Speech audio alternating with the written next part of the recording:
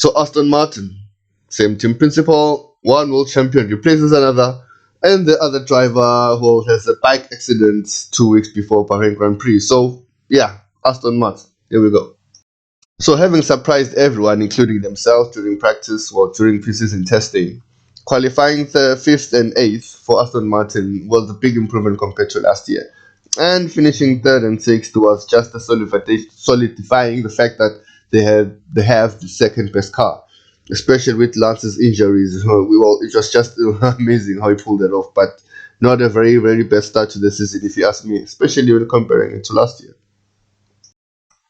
So in Saudi, they once proved that Bahrain wasn't a fluke. Third and sixth in qualifying, Alonso keeping that position in the race, with Lance unfortunately having an engine issue. It would otherwise seamless race for Aston Martin. Again, proving that they're the second weakest car, proving that they're an improvement from the season, and proving that having Alonso in your car will just give you another second extra. So I couldn't fault them there. Kudos. In Australia, expected qualifying performance, expected grid positions, Alonso ahead of Stroll in fourth and sixth, respectively, and pretty much struggled in the race, not in terms of position wise, but in keeping up with the Mercedes, because I think they had a hard issue with warming up their hard tires, and pretty much that Aston Martin doesn't like the hard tires, but at least with Alonso, give it a fight, and he was pretty much there.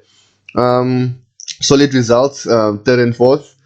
I don't think there's much they can complain about other than being lucky after the third red flag, which was unnecessary, and where Alonso was spun out after being hit by Carlos Sainz.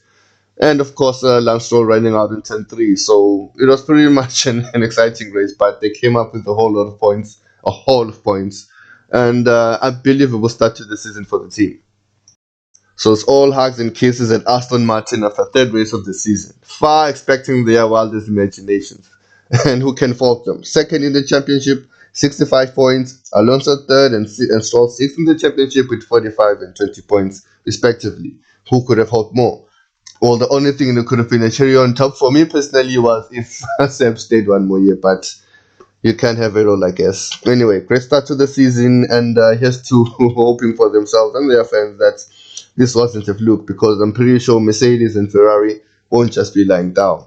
Anyway, let's just see how the rest of the season goes on. And remember, guys, start your engines.